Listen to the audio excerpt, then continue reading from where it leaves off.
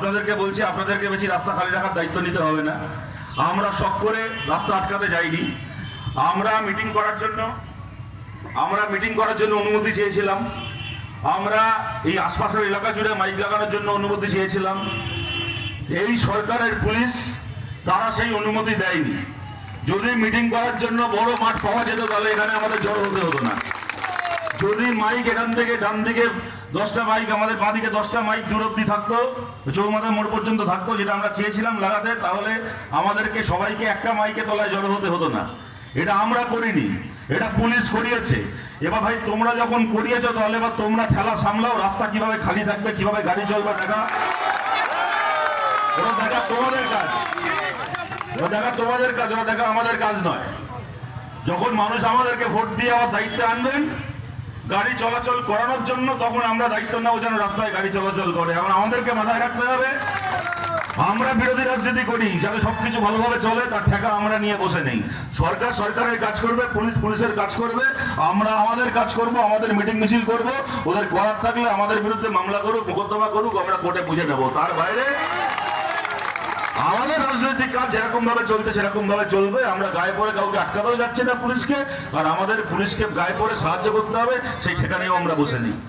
এবার আসি আজকে যে কারণে আমাদের এখানে সভা হচ্ছে সেই প্রসঙ্গে। আমার থেকে ভালো আপনারা এখানে জানেন বসিরহাট মিউনিসিপ্যালিটি আজকে থেকে বলে নয়, কি গত 4 মাস থেকে নয়, গত 15 বছর ধরে কিরকম ভাবে চলছে।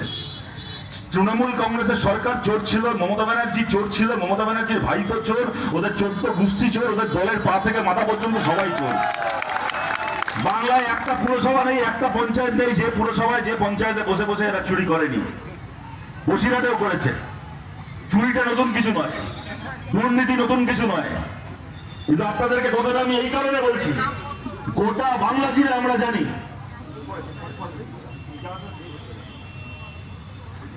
গোটা বাংলা জুড়ে আমরা জানি যেখানে যেখানে চুরি হয়েছে। যারা পার্থ চ্যাটার্জি খাটের তলায় 55 কোটি টাকা লুকিয়েছিল বান্ধবী ঘাটের তলায়, সেই পার্থ চ্যাটার্জিকে পর্যন্ত শেষ দিন অব্দি মমতা ব্যানার্জি বাঁচিয়ে গেছে, রক্ষা করে গেছে। মমতা ব্যানার্জি ছোটদেরকে পাহারা দিয়েছে 15 বছর, মমতা ব্যানার্জি ছোটদেরকে রক্ষা করেছে 15 বছর। আর এই বসিরহাট পুরসভা, এই অদিতি মিত্র চেয়ারপারসন ছিল এই পুরসভা।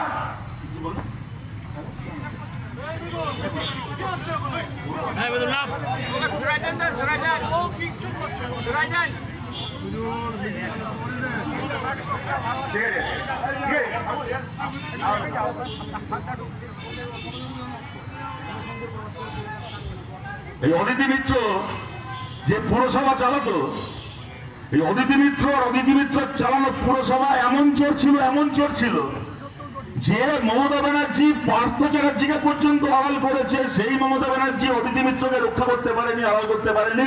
তৃণমূলের সরকারকে এই চোরেদের পুরসভাকে ভাঙতে হয়েছিল, চোরেদের পুরসভাকে খারিজ করতে হয়েছিল। এত বড় চোর ছিল এরা। তারপরে কি হলো? এরপর সুরজিৎ মিত্র বড়বাবু মিলে চুরি করছিল, বড়বাবু মিলে পুরসভায় বসে বসিরহাটের মাটি বেচে, বসিরহাটের মানুষের পকেটের টাকা চুরি করে, বসিরহাটের মানুষের জন্য উন্নয়নের টাকা আসতো সেই টাকা চুরি করে বড়বাবু মিলে এমন সম্পত্তি বাড়াচ্ছিল। ওরা নিজেরা, ওই সুরজিৎ মিত্র অদিতি মিত্ররা জিজ্ঞেস করলে নিজেরাও মনে করে বলতে পারবে না ওদের বাড়িতে শেষ কোন আসবাবটা ওরা মাইনের টাকায় কিনেছিল, সব চুরির টাকায় কিনেছিল। তারপরে তাকে আরেকবার বিধানসভায় প্রার্থী করলো, সে আবার বিধানসভায় এখান থেকে জিতে এমএলএ হলো। কথা ছিল বিজেপির চোরগুলো, বিজেপি ক্ষমতায় আসলে তৃণমূলের চোরগুলোকে জেলে ভরবে।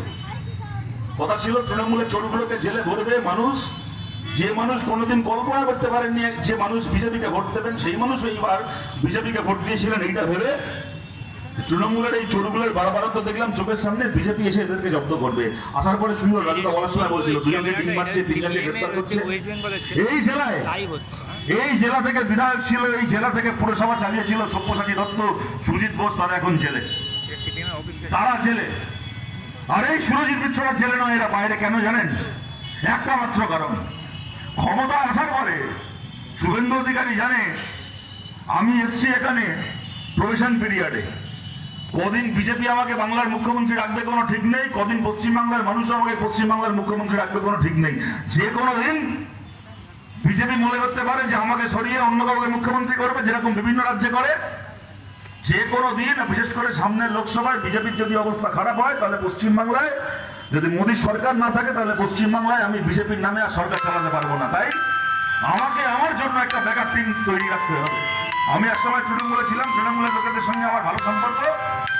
তৃণমূলের আমার পুরোনো বন্ধুদেরকে নিয়ে আমার একটা টিমকে তৈরি করে রাখতে হবে। যদি কোনোদিন বিজেপির গণেশ উল্টায়, যদি মোদী সরকার পড়ে যায়, তখন আমি বাংলায় সরকার চালাতে পারবো না। তখন আমি আমার হাতের যারা বিধায়ক আছে বিজেপির মধ্যে, আর তার সঙ্গে তৃণমূলের 70-80 জন বিধায়কদেরকে নিয়ে আমি আলাদা করে আমার সরকার তখন তৈরি করার চেষ্টা করব। ওইটা করতে গিয়ে কি হলো, যারা এবার বিধানসভা ভোটে হেরে গেছে, যারা এবার জিততে পারেনি, ওই সুজিত বোস, ওই সব্যসাচী, ওই শওকত মোল্লা ক্যানিংয়ে এদেরকে গ্রেপ্তার করা হলো। কেন না? এরা এখন এমএলএ নয়। এরা এখন থাকলো কি না থাকলো, এরা কাকে সমর্থন করলো না করলো কিছু যায় আসে না। এরা এখন না ঘাটকা হয়ে গেছে। এদেরকে চিবিয়ে ছিপড়ে করে ফেলে দেওয়া হয়েছে, এগুলো গ্রেপ্তার করে নেওয়া হলো। আর যারা এবার জিতলো, যারা এমএলএ, যারা এইবারও কোনোভাবে জিততে পেরেছে ভোটে, বিজেপি যাদেরকে হারাতে পারেনি, এই এখানকার এই সুরজিৎ মিত্র হতে পারে, ধর্ষণের কেসে পালিয়ে বেড়ানো ঋতুব্রত ব্যানার্জি হতে পারে, কোটি কোটি টাকা দুর্নীতি করা ববি হাকিমরা হতে পারে, মানুষ খুন করা তৃণমূল কংগ্রেসের একটার পর একটা এই সমস্ত এমএলএ গুলো, নেতাগুলো, জাভেদ খান হতে পারে। এগুলোর জন্য কি হলো? এগুলোর জন্য রাজনৈতিক আশ্রয়ের ব্যবস্থা হয়ে গেল যে তোমাদেরকে জেলে ভরবো না, তোমরা যে চুরির টাকা কামিয়েছো, তোমাদেরকে কিছু করবে না, তোমরা ভালো তৃণমূল হয়ে আমার ব্যাকআপ টিম হয়ে বিধানসভার ভেতর মুখে আঙুল দিয়ে বসে থাকবে। শুভেন্দু উঠতে বললে উঠবে, বসতে বললে বসবে। ওই এদের বিরোধী দল নেতা ঋতুব্রত ব্যানার্জিকে বিশেষ করে ছোটবেলায় আমরা যখন, আপনারাও দেখেছেন টিভিতে, ভোডাফোনের একটা বিজ্ঞাপন হতো দেখলেন। ভোডাফোনের একটা বাচ্চা ছিল, তার পোশাকা ছোট্ট কুত্তা ছিল। যেখানে যেখানে বাচ্চারা যেত, পেছন পেছন কুত্তারা যেত, আর তলায় লেখা আসতো wherever you go our network follows। আপনি যেখানেই যাবেন আপনার সঙ্গে সঙ্গে আমাদের নেটওয়ার্ক যাবে। ভোডাফোনের কুত্তা, ঋতুব্রত ব্যানার্জিকে দেখলে ভোডাফোনের কুত্তার কথা মনে পড়ে। যেখানে শুভেন্দু যায় পেছন চলে যায়। বিধানসভার ভেতর শপথ নিয়ে মুখ্যমন্ত্রী চেয়ারে যাচ্ছে, বিরোধী দল নেতা হাত জোর করে ও মুখ্যমন্ত্রী পেছন চলে যাচ্ছে। শুভেন্দু বলে হাত ধরে দেখে দিচ্ছে তুই ওদিকে বস, তুই আমার পেছন আসছিস কি রে? ওদের যারা জিতেছে তাদের জন্য, তুই তো হেরে গেছিস, তুই হেরে পার্টিতে আছিস, ওদিকে গিয়ে বস। ও আবার এরকম করে বুকে হাত দিয়ে মাথা নিচু করে আবার যে ও জো আজ্ঞা প্রভু বলে আবার ওদিকে চলে যাচ্ছে। কি একটা প্রোগ্রাম হচ্ছে বিধানসভায়, দেখি মুখ্যমন্ত্রী বসছে, মুখ্যমন্ত্রী পাশের চেয়ার স্পিকারের সে দেখি লেস নাড়তে নাড়তে সেখানে গিয়ে বসে পড়ছে। আবার শুভেন্দু যেরকম মশামাছি তারা, ওরকম তাহলে শুভেন্দু তারা চেয়ে এদিক থেকে যা, ওদিকে গিয়ে বস। সে আবার উঠে ওখান থেকে গিয়ে পাশে গিয়ে বস। সেটা বিরোধী দল নেতা, ভোডাফোনের কুত্তার মতো, যেখানে বাবু যাবে পেছন পেছন লেস নাড়তে যাবে। এই সমস্ত হচ্ছে বিরোধী। আর তার বিনিময়ে কি হয়েছে? তারা সমস্ত এখন ভালো লোক হয়ে ঘুরে বেড়াবে। তৃণমূলের আমলে চুরি করেছে, খুন করেছে, ধর্ষণ করেছে, ভোট করতে দেয়নি, গায়ের জোরে একটা পুরসভাকে, একটা পঞ্চায়েতকে ব্যবহার করে কোটি কোটি টাকা সম্পত্তি বানিয়েছে। এই সুরজিৎ মিত্রদের, এই তৃণমূলের এমএলএ গুলোর কলকাতায় কটা ফ্ল্যাট আছে, রাজারহাটে কটা জমি আছে, এমনকি নেপাল থেকে শুরু করে সিঙ্গাপুরে ব্যাংকে কত টাকা রাখা আছে, এরা নিজেরাও হিসাব করে শেষ করতে পারবে না। এমন টাকা কামিয়েছে, এগুলো মানুষের টাকা, সাধারণ মানুষের টাকা, খেটে খাওয়া মানুষের টাকা। যে গরিব মানুষের মাথার উপর সরকারের টাকায় আবাস যোজনায় ছাদ হওয়ার কথা ছিল, যে বাচ্চাটা স্কুলে গিয়ে পেট ভরে মিড ডে মিল খাওয়ার কথা ছিল, সেই মাথার ছাদ বিক্রির টাকা, সেই বাচ্চার মিড ডে মিলের থালা থেকে চুরি করে নেওয়া, ভাতের বিক্রি করা, চাল বিক্রি করা, রেশন বিক্রি করা টাকা, আজকে সেই টাকাগুলো, সেই সম্পত্তিগুলো এরা যুগের পর যুগ ভোগ করবে। আর তার বিনিময়ে এই পুরসভাগুলো সমস্ত চিল শকুনের ভাগার হয়ে বসে থাকবে। এই চলবে দিনের পর দিন। যে পুরসভাকে মমতা ব্যানার্জি দুর্নীতির জন্য বাতিল করতে বাধ্য হয়েছিলেন, বলতে পারেন মমতা ব্যানার্জি যে পুরসভাকে চোরের পুরসভা স্বীকৃতি দিয়েছিল, সেই পুরসভার চোরগুলো কেন শুভেন্দু অধিকারীর আমলেও গ্রেপ্তার হবে না? বসিরহাট পুরসভা চুরি করেছে, বসিরহাট পুরসভা দুর্নীতি করেছে। এই পুরসভার ভেতরে চেয়ার টেবিলগুলো তো চুরি করেনি, পুরসভার অফিসের জানলার পাল্লাগুলো আর পর্দাগুলো তো চুরি করেনি। চুরি তো করেছে পুরসভার ভেতরে বসে থাকা কতগুলো তৃণমূলের চোর, কতগুলো মানুষ চুরি করেছে। আজকে দোষ তো চেয়ার টেবিলগুলোর নয়, দোষ তো জানলার পর্দাগুলোর নয়, সেই যে মানুষগুলো চুরি করেছে, যাদের মাথায় মমতা ব্যানার্জি যাওয়ার আগে চোরের স্ট্যাম্প বসিয়ে দিয়ে গেছে। মমতা ব্যানার্জি নিজের দলের পুরসভাকে চুরির জন্য বাতিল করে দিয়ে গেছে। সেই পুরসভার একটা চোরও কেন গ্রেপ্তার হবে না? তার বদলে গ্রেপ্তার হবে ধর্ষণ করে খুনের প্রতিবাদ করেছিল বলে আমাদের কমরেড লায়েক আলী সে জেল খাটবে? বিধানসভায় দাঁড়িয়ে শুভেন্দু অধিকারী বলছেন।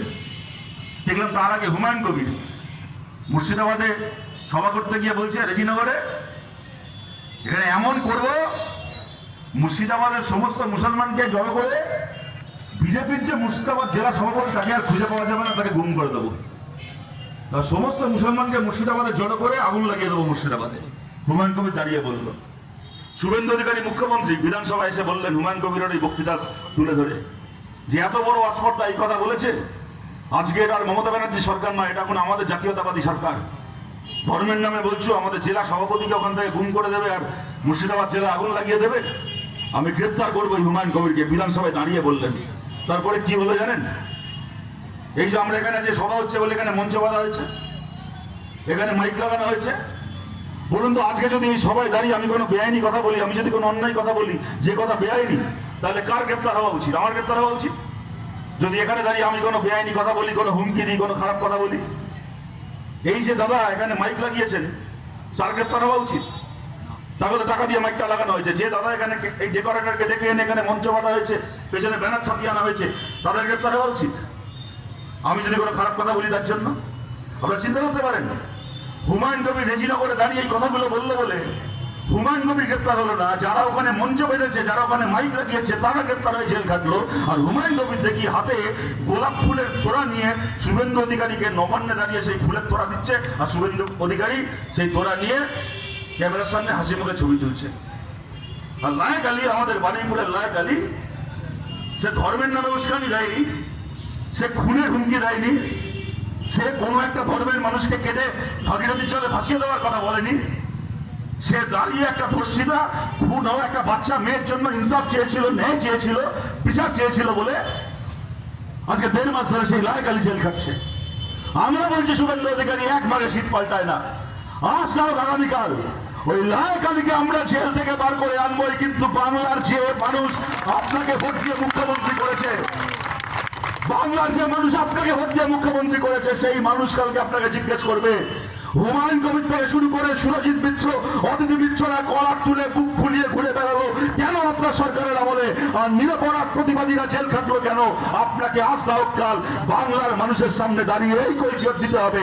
আজকে মমতা বন্দ্যোপাধ্যায়কে, আগে মমতা বন্দ্যোপাধ্যায়কে একসময় দেখতাম অনেক বড় বড় কথা বলতেন, বিধানসভায় দাঁড়িয়ে বিরোধীদেরকে ছোট করতেন, জেলে ঢুকিয়ে দেওয়ার হুমকি দিতেন, কেউ কোনো প্রশ্ন করলে তাকে মাওবাদী বলে দিতেন।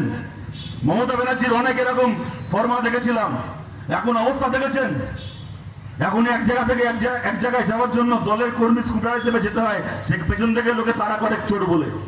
ভাইপো বাড়ি থেকে বেরোয় ডিমের বাড়ি খায়, বলেছিল ডিজে বাজবে। ভাইপো বলেছিল বিধানসভার ভোট রেজাল্ট বেরোনোর পরে নাকি বাংলায় ডিজে বাজাবে। ডিজে এখন বাজছে, ডি দিয়ে ডিম আর জে দিয়ে জুতো, ডিমের বাড়ি আর জুতোর বাড়ি খাচ্ছে। এখন অনেক বড় বড় বাতলা শুনেছিলাম, তাদের অবস্থা এখন দেখছেন। আরে ক্ষমতা বন্দ্যোপাধ্যায় জল আজ আছে কালকে নেই। মমতা ব্যানার্জি সারা জীবন পশ্চিমবাংলার মুখ্যমন্ত্রী থাকেননি। আপনি শুভেন্দু অধিকারী জেনে রাখুন, আপনিও সারা জীবন পশ্চিমবাংলার মুখ্যমন্ত্রী থাকবেন না, কিন্তু বাংলার মানুষ থাকবে। আজ না কাল এই সব পাপের হিসেবে হবে। মানুষ আপনাকে ভরসা দিয়ে ভোট দিয়েছিল, সরকারকে ভোট দিয়েছিল। আমরাও জানতাম বিজেপি সরকার আসলে কি করতে পারে। বিজেপির মতো একটা চোরের দল, ওদের নেতা নীতিন গাডকারির ছেলে পেট্রোল বলে আখের রস বেছে, এত বড় ফুড 20 পার্টি একখানা, কাঁটাতেল বেছে ব্যবসা করে, বাপ কেন্দ্রের মন্ত্রী। এদের কাছ থেকে আমরা কি আশা করবো? আমরা জানতাম বিজেপি আসলে কি হতে পারে, তাই হচ্ছে। কিন্তু যে মানুষ, যে সাধারণ মানুষ আশা থেকে ভরসা থেকে ভোট দিয়েছিলেন, সেই মানুষের কাছে আমরা খোলা মনে বলছি, আপনারা বিচার করুন। আজকে যখন পশ্চিমবাংলার দিকে তাকাচ্ছেন, যখন দেখেন এটা বিশ্ববিদ্যালয়ের গেট টপকে মাঝরাত্রিবেলা গুন্ডারা ঢুকে যায়, তারপরে 6 দিন হয়ে গেল তারা কেউ গ্রেপ্তার হয় না। এখন যখন দেখেন পাড়ায় পাড়ায় বিজেপির গোষ্ঠীদ্বন্দ্ব, আগে শুনতাম আদি তৃণমূল নব্য তৃণমূল, এখন হয়েছে আদি বিজেপি নব্য বিজেপি। পাড়ায় পাড়ায় বিজেপির গোষ্ঠীদ্বন্দ্বে বোমাবাজি হচ্ছে। গতকাল দেখলাম বিজেপির এক কর্মীর হাতে আর এক কর্মী খুন হয়ে গেছে, বিজেপির গোষ্ঠীদ্বন্দ্বে লাশ পড়ে যাচ্ছে। এলাকায় এলাকায় যারা তৃণমূলের তোলাবাজি করতো, তারা এখন জয় শ্রীরাম বলে গলায় গেরুয়া একটা নেকড়া ঝুলিয়ে কপালে তিলক কেটে তারা এখন বিজেপির তোলাবাজি করতে বেরিয়ে পড়েছে। পাড়ার সমস্ত মস্তান সিন্ডিকেট বাহিনী, আগে তৃণমূলের পঞ্চায়েত প্রধান এলে ওই দেখতেন আর কোনো তৃণমূলের কোনো নেতা এলে পাড়ার যে সমস্ত মস্তানা সিন্ডিকেট বাহিনী ওই তৃণমূল নেতার কানের পাশ দিয়ে আর বগলে তলা দিয়ে মুখ বাড়াতো ছবি তুলবে বলে তারাই দেখবেন এখন বিজেপি নেতাগুলোর সঙ্গে পেছন পেছন ঘুরে বেড়াচ্ছে। আরে গোটা পশ্চিমবাংলার দিকে তাকিয়ে দেখুন, আপনাদের কারোর মনে হচ্ছে সরকার পাল্টেছে? কারোর মনে হচ্ছে বাংলার দিকে তাকিয়ে সরকার পাল্টেছে? আজ থেকে 4 মাস আগে 5 মাস আগে বাংলায় কোন জিনিসটা হতো না? চুরি, ধর্ষণ, খুন, তোলাবাজি, চোখরাঙানি। আজ থেকে 5 মাস আগে বাংলায় কোন জিনিসটা হতো যে জিনিসটা আজকে হচ্ছে না? এই যে বাংলার দিকে তাকিয়ে দেখুন। আমরা সমস্ত মানুষের কাছে আবেদন করছি, এর বিরুদ্ধে আমাদের প্রতিবাদ করতে হবে। যে মানুষ বিজেপিকে ভোট দিয়েছেন তিনি আমাদের শত্রু নন। তিনি একটা আশা থেকে, ভরসা থেকে তৃণমূলকে হারানোর জন্য ভোট দিয়েছেন। তৃণমূলকে হারানোর দরকার ছিল, আপনারা সেই কাজ করে দেখিয়েছেন। তারপরে নতুন সরকার এসে, শুভেন্দু অধিকারী সরকার এসে 4 মাসের মধ্যে গরিবের ঘর ভেঙে দিচ্ছে। ভোটের আগে হাত জোর করে গেছিল যে ঝুপড়ির বাইরে, এবার আবার কবিতা বানিয়েছিল, জন্ম যদি হিন্দু কুলে ভোট দেবো পদ্ম ফুলে। তুমি যদি হিন্দু হও তো বিজেপি হিন্দুদের পার্টি, সবাই হিন্দুদের পার্টিকে বিজেপিকে ভোট দাও। জন্ম যদি হিন্দু কুলে ভোট দেবো পদ্ম ফুলে, ভোটের আগে কবিতা বানিয়েছিল। ভোট হয়ে গেল, যে বাড়িতে গিয়ে ভোটের আগে হিন্দু বলে ভোট চেয়ে এসেছিল, ভোটের পরে আঙুল থেকে ভোটের কালি উঠতে পারলো না, সেই বাড়িতে বুলডোজার পাঠিয়ে দিল সেই বাড়ি ভাঙার জন্য। বলে নাকি তোমার দখল করা ঝুপড়ি, তুমি বেওয়ারিশ মানুষ, তুমি অবৈধ, তোমার বাড়ি ভেঙে দেওয়া হচ্ছে, তোমার দোকান ভেঙে দেওয়া হচ্ছে। 4 দিন আগে দেখেছেন ফুটপাতে অগ্নিমিত্রা পর ওদের এমপি, ওদের মন্ত্রী, একজন মা বাচ্চার দুধ ফোটাচ্ছে ফুটপাতে বসে। তাকে গিয়ে বলছে আমার বাচ্চা খাবে, আমার বাচ্চা খিদে কাঁদছে, বাচ্চার জন্য দুধ ফোটাচ্ছে। বাড়িটা দুধ ফোটানোর জায়গা, ওরা এখান থেকে তাকে গালাগাল দিয়ে চিৎকার করে অপমান করে সেই মাকে ওখান থেকে তাড়াচ্ছে। তার দোষটা কি, অপরাধটা কি? সে নিজের বাচ্চাকে খাওয়ানোর জন্য দুধ ফোটাচ্ছিল। অনেকে প্রশ্ন করছেন, আজকে দেখলাম শুভেন্দু অধিকারী একটু আগে সেই ভদ্রমহিলা গিয়ে আজকে শুভেন্দু অধিকারীর সঙ্গে দেখা করেছে। শুভেন্দু অধিকারী আবার তার সঙ্গে দাঁড়িয়ে কিছু কথা বলছে। তারপরে দেখি সাংবাদিকদেরকে বলছে যে উনি আমাকে জানালেন উনি বিজেপিকেই ভালোবাসেন, বিজেপিকেই ভরসা করেন, আমার উপর আস্থা আছে, মুখ্যমন্ত্রীকে ভরসা করেন। ঠিকই আছে, নিশ্চয়ই ফুটপাতে থাকেন, বেচারি বিজেপিকেই ভরসা করেন। আর আরো যারা যারা আজও বিজেপিকে ভরসা করছে সবাইকে একদিন বিজেপি ফুটপাতেই বসিয়ে ছাড়বে। যাই হোক, সে শুভেন্দু অধিকারী বলছে, উনি বললেন উনি আর কাউকে চেনেন না, উনি বিজেপিকেই সমর্থন করেন আর আমাকে ভরসা করেন। সত্যি বলেছে না শুভেন্দু অধিকারী? সব মারছে কে জানে, কে শুনতে গেছে? সামনে দাঁড়িয়ে যখন মহিলার সাথে কথা বলছিলেন, সে ভদ্র মহিলার সাথে, তখন ওখানে সমস্ত ক্যামেরা, এখন গদি মিডিয়া বলে সাথে, ওখানে শুভেন্দু অধিকারীর সামনে তো অন্য কেউ যেতে পারবে না যে বিজেপির কেনা নয়। বিজেপির দালাল যে গদি মিডিয়া সাংবাদিকরা আছে, যারা বিজেপির নাম করে কোটি কোটি টাকা খেয়ে বিজেপির নামে মিথ্যে খবর করে, সেই সমস্ত গদি মিডিয়া সাংবাদিকরা খালি ক্যামেরা নিয়ে সেখানে দাঁড়াতে পেরেছে। সেখানে কি কথা হচ্ছে, সেই ভদ্রমহিলার সঙ্গে শুভেন্দু অধিকারীর কি কথা হচ্ছে, একটা মিডিয়া শোনাচ্ছে না, খালি দেখাচ্ছে দুজনের কথাটা হচ্ছে। আর পেছনে মিউজিক বসিয়ে দিয়েছে, পেছনে ছ্যান ছ্যান করে মিউজিক বাজছে। ওদের খবরের যে অ্যাঙ্কার, সে পেছনে বকবক করে যাচ্ছে। আজকে মুখ্যমন্ত্রীর সঙ্গে গিয়ে দেখা করলেন, পার্কস্ট্রিটের সেই মহিলা, মুখ্যমন্ত্রীর সঙ্গে কথা হলো, মুখ্যমন্ত্রী হ্যান করলেন, ত্যান করলেন, এই বললেন। আরে মুখ্যমন্ত্রী কি বললো? মুখ্যমন্ত্রী বলছে শুনতে দে, তুই বকবক করছিস কেন পেছন থেকে? উনি মুখ্যমন্ত্রীকে এই বললেন, তা উনি বললেন তো ওনার তাই শুনি, তোকে বকতে কে বলেছে? সেটা শোনাবে না, খালি দুজনের মুখ হচ্ছে, হাত পান চলছে, ও দেখাচ্ছে, আর পেছনে বকবক করে যাচ্ছে গদি মিডিয়ার অ্যাঙ্কাররা। সব হয়ে যাওয়ার পরে এবার শুভেন্দু অধিকারী সাংবাদিকদেরকে বাইট দিচ্ছে যে উনি আমাকে বলেছেন আপনাকেই আমরা ভরসা করি, আমাদের সরকারের ওপর হেভি ভরসা আছে। কে জানে ঠক মারছে কিনা? আমার তো ধারণা ঠক মারছে, আপনাদের কি মনে হয় জানি না, কিন্তু আপনাদের বলছি। তারপর আবার বলছে এত বছর মাকুরা সরকার চালিয়েছে, মাকু মানে মার্ক্সবাদী, মানে আমরা বামপন্থীরা 15 বছর তৃণমূল সরকার চালিয়েছে, তখন কেন এর ব্যবস্থা হয়নি? আরে 15 বছর তৃণমূলের সরকারের মধ্যে 10 বছর আপনি মন্ত্রী ছিলেন, জবাব আপনি দেবেন না, জবাব আমাকে দিতে হবে, ভালো কথা। তারপরে বলছে এতদিন কেন এনাকে ফুটপাতে থাকতে হয়েছে, এর আগে সরকাররা কেন ব্যবস্থা করতে পারেনি? ঠিক কথা। ধরুন আমি আপনাদেরকে এখানে বলছি, দূর থেকে আমাদের কথা শুনছেন, সব ঠিক কথা। স্বাধীনতার পর থেকে কংগ্রেস অনেক বছর দেশ চালিয়েছে, দেশ না হলেও পশ্চিমবাংলায় আমরা বামপন্থীরা, বামফ্রন্ট অনেক বছর সরকার চালিয়েছে, তারপরে তৃণমূল সরকার চালিয়েছে, ঠিক কথা। কদিন আগে আমরা স্বাধীনতার 80 বছর পালন করলাম, কিন্তু স্বাধীনতার 80 বছর পরেও আমাদের দেশে এমন কোনো রাজ্য নেই, খালি পশ্চিমবাংলা বা কলকাতা শহর বলে নয়, বাংলার এমন কোনো রাজ্য নেই, কোনো শহর নেই যে শহরে যে রাজ্যের ফুটপাতে কোনো না কোনো গরিব মানুষকে আজও বসবাস না করতে হয়। এই সমস্যা খালি একা কলকাতার সমস্যা নয়, খালি একা বাংলার সমস্যা নয়। আর যদি শুভেন্দু অধিকারী আজকে আপনি বলেন এর জন্য আমরা বামপন্থীরা দায়ী, তাহলে আমরা মাথা নিচু করে বলছি যে হ্যাঁ, এর জন্য এত বছর দেশ চালানোর কংগ্রেসের দায়িত্ব আছে, এত বছর দেশ চালানো বিজেপি সরকারের দায়িত্ব রয়েছে, এত বছর দেশ চালানো অন্যান্য পার্টির দায়িত্ব আছে। হ্যাঁ, আমরা বামপন্থীরা, এই লজ্জা আমাদেরও, এই ব্যর্থতা আমাদেরও। স্বাধীনতার 80 বছর পরও যদি মানুষকে ফুটপাতে থাকতে হয়, কাউকে যদি নিজের বাচ্চার জন্য ফুটপাতে দুধ ফোটাতে হয়, তাহলে তার দায়, তার লজ্জা, তার ব্যর্থতা ভারতে যে দল আজ অব্দি সরকারি ক্ষমতায় এসেছে প্রত্যেকের, আমাদের সিপিআইএম, আমাদেরও লজ্জা, আমাদেরও দায়, আমাদের ব্যর্থতা আছে। আর ব্যর্থতা আছে বলেই ফুটপাতে থাকা গরিব মানুষের সামনে আমরা মাথা নিচু করে হাত জোড় করে যাই, তাকে চোখ রাঙিয়ে তার দুধের বাটিতে লাথি মারতে যাই না কোনোদিন। আমাদের লজ্জা আছে, আমাদের অনুশোচনা আছে বলে। আর আপনারা ভাত দেওয়ার মুরদ নেই, কিল মারার গোসাই, যার মাথার উপর ছাপ দিতে পারেন না। কেন আপনি পারতেন না অগ্নিমিত্রা বাদ? আরে কেউ শখ করে থাকে রাস্তায়, কেউ শখ করে রাস্তায় থাকে, আপনি মন্ত্রী তাকে গিয়ে বলতে পারতেন না যে আপনি এখানে রাস্তায় বসে দুধ ফোটাচ্ছেন কেন? তিনি আপনাকে উত্তরে বলতেন যে আমার ঘর নেই বলে, বাড়ি নেই বলে আমার এখানে বসে করতে হচ্ছে। আপনি তাকে বলতেন তখন, দেখুন এটা রাস্তা, আপনার ছোট বাচ্চা আছে, এটা এখানে দাঁড়িয়ে লোকে চলাফেরা করবে, গাড়ি চলবে, এটা দুধ ফোটানোর জায়গা নয়। আপনার বাচ্চার একটা দুর্ঘটনা ঘটে যেতে পারে, পাশ দিয়ে গাড়ি যাচ্ছে, আপনার অফিসারদেরকে ডাকতেন, ডেকে বলতেন আমাদের দেশের আইনে আছে সমস্ত মানুষের মাথার উপর ছাদ থাকবে, কেন এখনো একজন মাকে রাস্তায় দুধ ফোটাতে হচ্ছে? এক্ষুনি সরকার থেকে এনার জন্য আবাসের ব্যবস্থা করা হোক।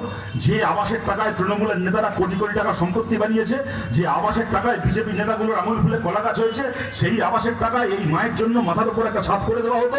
আপনি করতে পারতেন না? তার বদলে আপনি তাকে চোখ রাঙালে ঢুমকে দিলেন, কিন্তু তারপরে দেখলেন বাপেরও বাপ থাকে। আপনি অগ্নিমিত্রা বল গর্ব করে সেটাকে আবার ফেসবুক লাইভ করলেন, তারপরে ফেসবুকে সোশ্যাল মিডিয়ায় ওখানে অ্যাম্বুলেন্স আসছে, অ্যাম্বুলেন্স যেন আটকে না পড়ে, এটা ব্যবস্থা করে দিন। একটু আমাদের কমরেডদেরকেও বলছি, অন্যান্য গাড়ি ঠিক আছে, কিন্তু অ্যাম্বুলেন্সটা যেন এটা সাইড করুন, রাস্তাটা খালি করে দিন, অ্যাম্বুলেন্স চলে যাবে ওখান থেকে, অ্যাম্বুলেন্স থেকে পাস করিয়ে দিন। তো ওই জিনিস হওয়ার পরে গোটা বাংলা দল মত নির্বিশেষে বামপন্থী মানুষ, তৃণমূলকে ভোট দেওয়া মানুষ, এমনকি বিজেপিকে ভোট দেওয়া সাধারণ মানুষ ছিচিকার করে উঠলো। আজকে শুভেন্দু অধিকারীকে মুখে যাই বড় বড় আস্ফালন করুন না কেন, আজকে ঘোষণা করতে বাধ্য হলেন শুভেন্দু অধিকারী। কর্পোরেশনকে বলছি এনার জন্য শেল্টারের ব্যবস্থা করতে, এনার জন্য মাথার উপর ছাদের ব্যবস্থা করতে। আমরা বলছি শুভেন্দু অধিকারী, আপনাদের যদি গরিব মানুষের মাথার উপর ছাদ করে দেওয়ার ইচ্ছে থাকতো, তাহলে 3 দিন আগে আপনার অগ্নিমিত্রা পল গিয়ে এই কাজটাই 3 দিন আগে গিয়ে করে আসতো, সেখানে চোখ রাঙিয়ে আসতো না। ওই যে চোখটা রাঙিয়েছিলেন, ওইটা হচ্ছে বিজেপির আসল চরিত্র। আর তারপরে 3 দিন ধরে পাবলিকের কাছে গালাগাল খাওয়ার পরে আজকে যেটা আপনাদেরকে করতে হলো, এইটাকে বাংলায় বলে ফেলা থুতু চাটতে হলো। 3 দিন আগে লাথি মেরেছিলেন, 3 দিন পরে হাত জোর করে মাথার উপর ছাদের ব্যবস্থা করে দিতে হলো। আমরা এই কথাটা আপনাদেরকে এই কারণে বলছি, সমস্ত মানুষকে বলছি, এই ছোট্ট একটা ঘটনা দেখিয়ে দিল রুখে দাঁড়ালে কিন্তু কাজ হয়। আমরা সবাই মিলে যদি রুখে দাঁড়াই, আমাদের দেখুন রাস্তায় নেমে রাস্তা অবরোধ করতে হয়নি, মিটিং মিছিল করতে হয়নি, বন ধর্মঘট করতে হয়নি, কোনো নবান্ন অভিযান করতে হয়নি। সবাই মিলে একসঙ্গে, কে কোন দল করি, কে কোন পার্টিকে ভোট দিয়েছি কিচ্ছু না ভেবে সবাই মিলে একসঙ্গে একটা এজেন্ডায় কথা বলেছি। 3 দিনের মধ্যে সরকারকে বাপ বাপ বলে সেই গরিব মানুষের মাথার উপর ঘরের ব্যবস্থা করতে হয়েছে। যদি সবাই মিলে একসঙ্গে এক সুরে কথা বলতে পারি, তাহলে বাংলার হকার ভাই বোনরাও রক্ষা পাবে, তাহলে বাংলার বস্তিবাসী ঝুপড়িবাসী মানুষের ঘরটাও বাঁচবে, তাহলে বাংলায় জিনিসপত্রের দাম কমবে। 4.5 মাস হয়ে গেল, 3.5 মাস হয়ে গেল, এখনো চাকরিতে নিয়োগ শুরু হয়নি, বাংলা সরকারি চাকরি। বকেয়া পরীক্ষাগুলো, বকেয়া রিক্রুটমেন্টগুলো বাংলায় চালু হবে এবং তৃণমূলের চোরেরা জেলে ঢুকবে, প্রতিবাদীরা মাথা উঁচু করে রাস্তায় দাঁড়িয়ে লড়াই করবে, প্রতিবাদ করবে। প্রতিবাদী মানুষকে জেলে ঢোকানোর ক্ষমতা সরকারের হবে না। এই একটা ঘটনা দেখিয়ে দিল, যদি আমরা সবাই মিলে দল মত নির্বিশেষে আমরা সবাই মিলে একসঙ্গে কথা বলি, তাহলে আমাদের জোর, আমাদের ক্ষমতা শুভেন্দু অধিকারীর সরকারের থেকে অনেক অনেক বেশি। আমাদের জনগণের ক্ষমতা ক্ষমতায় থাকার পার্টির থেকে অনেক বেশি। আমরা দেখিয়ে দিয়েছি, ভবিষ্যতে আমরা দেখাতে পারবো। তৃণমূলকে যারা ভোট দিয়েছিলেন, অনেক মানুষ আছেন, আমরা জানি দূর থেকে যারা আমাদের কথা শুনছেন, সবাই যে ভালোবেসে একদিন তৃণমূলকে ভোট দিতেন তা নয়। ভোট হতো না, এই বসিরহাটে, তাকিতে, পাশে ওদিকে বিনাখায়, হাড়োয়ায়, ওদিকে সন্দেশখালীতে, সরবেরিয়াতে ভোটের নামে ভাট হয়েছে বছরের পর বছর, ভোটের নামে ছাগলামি হয়েছে, মানুষ ভোট দিতে পারেননি, এই জিনিস ঘটেছে। এই তৃণমূল আমলে অনেক মানুষ বাধ্য হয়ে তৃণমূলের মিটিং মিছিলে, হয়তো এখানে যারা আপনারা আছেন, আমাদের কথা যারা এখানে শুনতে পাচ্ছেন, আপনাদের মধ্যে এরকম অনেকে আছেন যারা কিনা তৃণমূলের মিটিং মিছিলে যেতে বাধ্য হয়েছিলেন বা গেছিলেন, জানি সবাই ভালোবেসে জাননি। ওই সময় এক ভয় ছিল, ভীতি ছিল, আমি যদি তৃণমূলের মিটিং মিছিলে না যাই হয়তো আমার বউয়ের লক্ষ্মীর ভান্ডার বন্ধ হয়ে যাবে, মেয়ে কন্যাশ্রীর টাকা পাবে না, হয়তো আমার স্টেশনের কাছে একটা দোকান আছে, রাস্তায় টোটো চালাই, আমার টোটো রাস্তায় নামাতে পারবো না, আমার দোকান তুলে দেওয়া হবে, হয়তো আমি আবাস যোজনার টাকা পাবো না, আমার জব কার্ড বাতিল হয়ে যাবে। অনেক ভয়ে ভীতিতে অনেককে না চাইতেও যেতে হয়েছে। অনেকে তৃণমূলকে এই কারণে ভোট দিতে বাধ্য হয়েছেন, তার কারণ তৃণমূল ছাড়া আর কোনো পার্টি ছিল না তখন সামনে, বাধ্য হয়েছেন তৃণমূলকে সমর্থন করতে। কিন্তু আপনারা সবাই বিজেপি বিরোধী মানুষ, আমরা জানি। তৃণমূলের নেতাগুলো বিজেপির সঙ্গে সেটিং করে থাকতে পারে, কিন্তু তৃণমূলকে ভোট দেওয়া সাধারণ মানুষ, তারা এইবারও ভোটে বিজেপির বিরুদ্ধে ভোট দিয়েছিলেন, তারা বিজেপির সঙ্গে সেটিং করতে চান না। আপনাদেরকে বলছি, আপনাদের সবার কাছে আমরা বলছি, আমাদের লড়াই তৃণমূলের এই চোরগুলোর বিরুদ্ধে। তৃণমূলের হয়ে যারা চুরি করেছিল, সম্পত্তি বানিয়েছিল, খুন ধর্ষণ করেছে, মানুষের উপর অত্যাচার করেছে, মানুষের সঙ্গে খারাপ ব্যবহার করেছে, আমাদের লড়াই তাদের সঙ্গে। তৃণমূলকে ভোট দেওয়া কোনো সাধারণ মানুষের সঙ্গে আমাদের কোনো লড়াই নেই। যারা মানুষের উপর অত্যাচার করেছে, যারা চুরি করেছে, তাদের জন্য আমাদের পার্টি অফিসের দরজা বন্ধ ছিল, বন্ধ আছে, বন্ধ থাকবে। কোনো মূল্যে ওই চোর এবং খুনিদের জন্য আমাদের পার্টি অফিসের দরজা খুলবে না। কিন্তু তার বাইরে তৃণমূলের মিটিং মিছিলে যাওয়া সাধারণ মানুষ, তৃণমূলকে ভোট দেওয়া সাধারণ মানুষ, তাদেরকে বলছি, যারা কারোর সঙ্গে খারাপ ব্যবহার করেননি, যারা চুরি করেননি, যারা মানুষের উপর অত্যাচার করেননি, তাদের সবার কাছে বলছি আমাদের সঙ্গে আসুন। জানি অনেক ব্যাপারে আপনারা আজকেও চান বিজেপির বিরুদ্ধে কথা বলতে, অন্যায় প্রতিবাদ করতে, তার বিরুদ্ধে ফেসবুকে লিখতে, হোয়াটসঅ্যাপে লিখতে, রাস্তায় দাঁড়িয়ে বলতে, চায়ের দোকানে বলতে, কিন্তু আপনাদের মধ্যে ভয় কাজ করছে। শুভেন্দু অধিকারী গুন্ডা দমন আইনের ভয় দেখাচ্ছে। কালকেও দেখলাম একটা টিভি চ্যানেলের প্রোগ্রামে গিয়ে বলেছে বাংলায় গুন্ডা দমন আইন এনেছে, আপনাদেরকে বলছি ঢপ মেরেছে। আবার বলছি কালকে ঢপ মেরেছে, কিচ্ছু বাংলায় গুন্ডা দমন আইন আনেনি। আপনাদেরকে বলছি বিধানসভায় পাস করিয়েছে, বিধানসভায় তো সংখ্যার জোর আছে।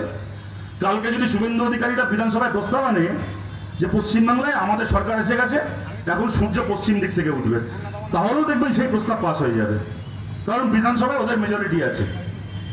আর ওদের তো মেজরিটি মানে কেমন মেজরিটি? সরকার পক্ষে যারা আছে তারাও শুভেন্দু অধিকারীর হয়ে হাত তুলছে, যারা বিরোধী পক্ষে আছে তারাও শুভেন্দু অধিকারীর হয়ে হাত তুলছে। অদ্ভুত বিধানসভা হয়েছে আমাদের। তো বিধানসভায় ওরা একটা বিল এনেছিল, সেই বিল পাস হয়ে গেছে, গুন্ডা দমন বিল, যে বিনা বিচারে, বিনা এফআইআরে ইচ্ছে হলো কাউকে 1 বছর আটকে রাখলাম জেলে। কিন্তু এই বিলটাকে আইন করতে গেলে রাষ্ট্রপতির সই লাগে। ভারতের রাষ্ট্রপতি ওই সই করেনি, এবং আমাদের ধারণা ভারতের রাষ্ট্রপতি ওই সই জীবনে করবেনও না। কেন জানেন? আর যদি ওই বিল পশ্চিমবাংলায় এখান থেকে গেছে, ভারতের রাষ্ট্রপতি ওই বিল সই করেন, তাহলে আজ ভারতের যে যে রাজ্যে বিজেপির সরকার নেই, বিজেপি বিরোধী সরকার, কংগ্রেসের সরকার, আম আদমি পার্টির সরকার, কোথাও ঝাড়খণ্ড মুক্তি মোর্চার সরকার, যে যে রাজ্যে বিজেপি সরকার নেই, কাল যদি ওই রাজ্য থেকে ওরকম বিল পাস হয়, ওই রাষ্ট্রপতির কাছে পাঠানো হয়, রাষ্ট্রপতিকে কিন্তু তখন সেই বিলও সই করতে হবে। তখন কিন্তু উনি বলতে পারবেন না যে শুভেন্দু অধিকারী পাঠিয়েছিল বলে আমি সই করেছি, আর হেমন্ত সোরেন পাঠাচ্ছে বলে আমি সই করছি না, তা কিন্তু করতে পারবেন না।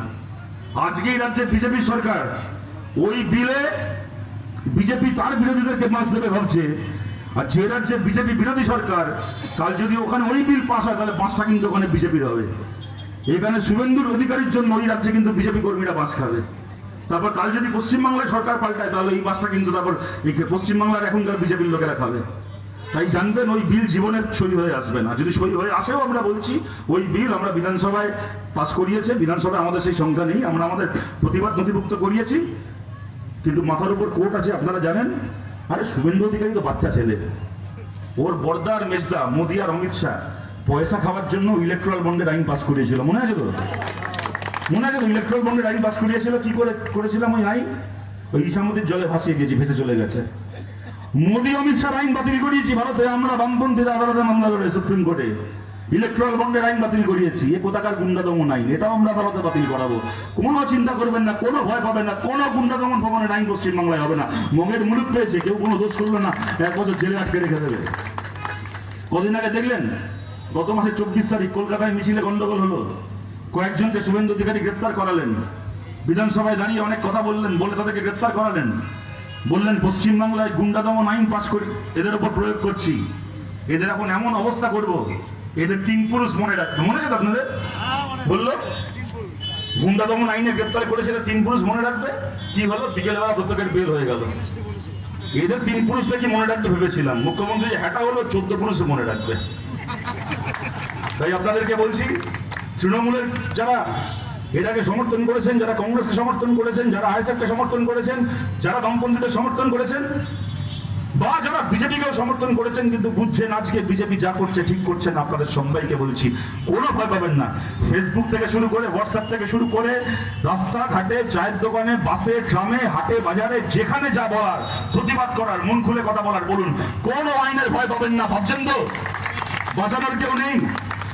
বিশেষ করে যারা একদিন তৃণমূলকে সমর্থন করছিলেন, ভাবছেন যে আমাদের দল উঠে গেছে, দিদি ঘরে বসে গেছে, ভাইপো এখন পালানোর রাস্তা খুঁজছে, আমাদের এমএলএ এমপি গুলো বিক্রি হয়ে গেছে, কাকলি ঘোষ দস্তিদার থেকে শুরু করে, এই শিরজিৎ মিত্র থেকে শুরু করে আমাদের সব এমএলএ এমপি গুলো পাল্টি খেয়ে গেছে, মাথার উপর কেউ নেই, সব বিক্রি হয়ে গেছে। আমরা কিছু করতে গিয়ে যদি বিপদে পড়ি, আমাদের বাঁচানোর কেউ নেই, তাই চুপ করে থাকতে হবে, কোনো কথা বলতে পারবো না। কোনো চিন্তা করবেন না, কোনো পিসি ভাইপো লাগবে না, আমরা আছি, আমাদের পার্টি আছে, আমাদের লাল ঝান্ডা আছে আপনাদের সঙ্গে, কোনো চিন্তা নেই।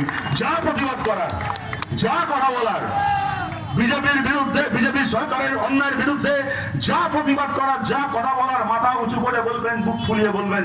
আরে ওদের আইন বাতিল করিয়েছি, ওদের মন্ত্রী ধর্মেন্দ্র প্রধানকে ইস্তফা দিয়ে বাড়িতে বান্ডিল করে পাঠিয়েছি। অমিত শাহ আমাদের 2 নম্বর মন্ত্রী, পার্লামেন্টে ঢুকতে পারছে না, পালিয়ে বেড়াচ্ছে, মুখ লুকিয়ে বেড়াচ্ছে। অমিত শাহ মুখ লুকিয়ে বেড়াচ্ছে, আর আমরা আমাদের কথা শেষ করছি এখানে বলে, বসিরহাট পুরসভার অবিলম্বে তো ভোট করাতে হবে, চোরেদেরকে গ্রেপ্তার করতে হবে, নাগরিক পরিষেবা শুরু করতে হবে। আপনাদের কাছে আবেদন করছি, যেদিন বসিরহাট পুরসভার ভোট হবে, এই বসিরহাট পুরসভায় আমাদেরকে জিততে হবে, বামপন্থীদেরকে এখানে জিততে হবে। এবং যা দুর্নীতি হয়েছে একদিন ধরে, ওই দুর্নীতির ফাইল একটা বারের জন্য আমাদেরকে বসিরহাট পুরসভার ভেতর যাওয়ার সুযোগ করে দিন। গত 10-15 বছরের চুরির ফাইল, দুর্নীতির ফাইল, ওই পুরসভা থেকে বার করে আমরা বসিরহাটের মানুষের সামনে নিয়ে আসবো। আমরা রাজ্যের সরকারকে বাধ্য করবো সবকটা চোরকে গ্রেপ্তার করতে। এবং খালি বসিরহাট পুরসভা বলে নয়, আমরা জানি এই বসিরহাট লোকসভাতেও দীর্ঘদিন ধরে এখানকার সংসদ ছিলেন হাজি নুরুল সাহেব, মারা গেছিলেন, প্রায় বছর 1.5-এর ওপর হয়ে গেল উনি মারা গেছেন। গত লোকসভা ভোটের কয়েক মাসের মধ্যেই ওনার মৃত্যু হয়েছিল। আজকে প্রায় 2 বছরের কাছাকাছি হতে চলল। বসিরহাটের কোনো এমপি নেই। এখানে বাই ইলেকশন বহু আগে হয়ে যাওয়ার কথা ছিল, এখানে বাই ইলেকশন হচ্ছে না কেন? রেখা পাত্র, যিনি বিজেপির ক্যান্ডিডেট ছিলেন আগের বার লোকসভায়, নিরাপত্তা আমাদের প্রার্থী ছিল, রেখা পাত্র বিজেপির প্রার্থী ছিল, তিনি আদালতে মামলা করেছিলেন যে আমাকে হারানো হয়েছে চক্রান্ত করে, আমার হারটা হার নয়, তাই নতুন করে বসিরহাটে ভোট করতে হবে, আগের ভোটটা বাতিল করতে হবে। এখন যিনি জিতেছিলেন, আমরাও জানি বসিরহাটে গায়ের জোরে ভোট করা হয়েছিল, ঠিক করে ভোট হলে রেখা পাত্র জিততেন না নিরাপত্তা সর্দার জিততেন। তা এখন গোলাবাজি করে লাভ নেই, ওরা বলবে ওরা জিততো, আমরা বলবো আমরা জিততাম, আলাদা কথা সেটা। কিন্তু জালিয়াতি হয়েছিল, হাজি নুরুলরা গায়ের জোরে ভোট করে জিতেছিল, এই নিয়ে কোনো সন্দেহ নেই। কিন্তু হাজি নুরুল মারা গেছে, তার মৃত্যু হয়েছে। রেখা পাত্র আদালতে গেছিলেন একবার বসিরহাট লোকসভার ভোট চাইতে, আদালতের রায় লাগবে না, যেহেতু যিনি এমপি হয়েছিলেন তিনি মারা গেছেন, এমনি একবার বসিরহাট লোকসভার ভোট হওয়া উচিত, কিন্তু ভোটটা হচ্ছে না কেন? কারণ রেখা পাত্র সেই মামলা এখনো পেন্ডিং হয়ে পড়ে আছে। রেখা পাত্র যদি ওদের দম থাকে, ওদের যদি ক্ষমতা থাকে, যদি ওরা মনে করে ওরা বসিরহাটে ঠিক ভোট হলে জিতবে, তাহলে আমরা চ্যালেঞ্জ করছি, এখন তো মারা গেছে হাজি নুরুল, আপনি আর কার বিরুদ্ধে মামলা করছেন? আপনি আদালতে গিয়ে, জজের কাছে গিয়ে এফিডেভিট জমা দিয়ে আপনার মামলা আপনি প্রত্যাহার করুন। বসিরহাট লোকসভার বাই ইলেকশনের তারিখ ঘোষণা হোক, বসিরহাট লোকসভার বাই ইলেকশনে আমরা লড়বো, আপনারা লড়বেন, দেখবো কত ধানে কত চাল। যেদিন ভোট হবে এই বসিরহাটে, আমরা বিজেপিকে হারিয়ে দেখাবো। তৃণমূল তো এমনি বান্ডিল হয়ে গেছে, উঠে গেছে, ছেড়ে দিন, আমি তৃণমূলের কথা বলছি না। একটা লোক মরেই গেছে, তার মৃতদেহের সামনে দাঁড়িয়ে গালাগাল দিয়ে আর কি করবো? ও পার্টি তো মরে গেছে, ওর কথা ছাড়ুন। কিন্তু যেদিন বসিরহাটে লোকসভার ভোট হবে, এই বিজেপিকে বলে বলে আমরা বসিরহাটে 5 গোল দেবো, আমরা জিতবো। আর যদি রেখাপাত্ররা মনে করেন, যদি শুভেন্দু অধিকারী, দিলীপ ঘোষরা মনে করেন এখানে ভোট হলে ওরা জিতবে, আমরা আবেদন করছি, আমরা চ্যালেঞ্জ করছি, রেখা পাত্রকে দিয়ে মামলাটাকে ডিসমিস করানো, ওর মামলা চালানোর কোনো মানে হয় না। হাজি নুরুলকে তো আর এখন জান্নাত থেকে বা ফেরেশতা থেকে ডেকে এনে তো ওর বিচার হবে না। তার মৃত্যু হয়ে গেছে, ওই মামলা তুলে নিন, লোকসভার উপনির্বাচন বসিরহাটে করতে দিন, বসিরহাটের মানুষ রায় দিক, বাংলার মানুষ রায় দিক। এমনি আমাদের বাংলায় রেজিনগরে আর নন্দীগ্রামে কয়েকদিনের মধ্যে বাই ইলেকশন হবে। নন্দীগ্রাম শুভেন্দু অধিকারীকে ছাড়তে হয়েছে, তো সিট খালি হয়েছে। রেজিনগর হুমায়ুন কবিরকে ছাড়তে হয়েছে, সিট খালি হয়েছে। দুটো বিধানসভা কেন্দ্রে এমনি কয়েকদিনের মধ্যে বাই ইলেকশন হবে। আমরা চাই বসিরহাটের বাই ইলেকশন তার সঙ্গে করানো হোক, এবং বসিরহাটের বাই ইলেকশনে আপনারা আমাদের সঙ্গে সবাই একসঙ্গে থাকলে এই বাই ইলেকশনে আমরা জিতবো। এখান থেকে বামপন্থী এমপিকে আমরা এখান থেকে পার্লামেন্টে পাঠাবো। পার্লামেন্টে গিয়ে বসিরহাটের বামপন্থী এমপি ঘোষণা করবেন যে পশ্চিমবাংলা থেকে এবার আমি একা এলাম। এইটা বলতে এলাম যে 3 বছর পরে যখন লোকসভার ভোট হবে তখন বাংলা থেকে লাল পতাকা নিয়ে ঝাঁকে ঝাঁকে এমপি এই পার্লামেন্টে আসবে এবং মোদীর সরকারকে শেষ করে মোদীর সরকারের ডেথ সার্টিফিকেট লিখে ভারতবর্ষের মাথায় নতুন গণতান্ত্রিক সরকার তৈরি করবে। আপনাদের সবার কাছে এই কথা বলে ওদেরকে চ্যালেঞ্জ দিয়ে, ওদের ক্ষমতা থাকলে ওরা এই চ্যালেঞ্জ গ্রহণ করুক, এখানে বাই ইলেকশন করানোর এই চ্যালেঞ্জ রেখে আপনাদের সবাইকে ধন্যবাদ জানিয়ে আমার কথা শেষ করছি। ভালো থাকবেন সবাই, নমস্কার।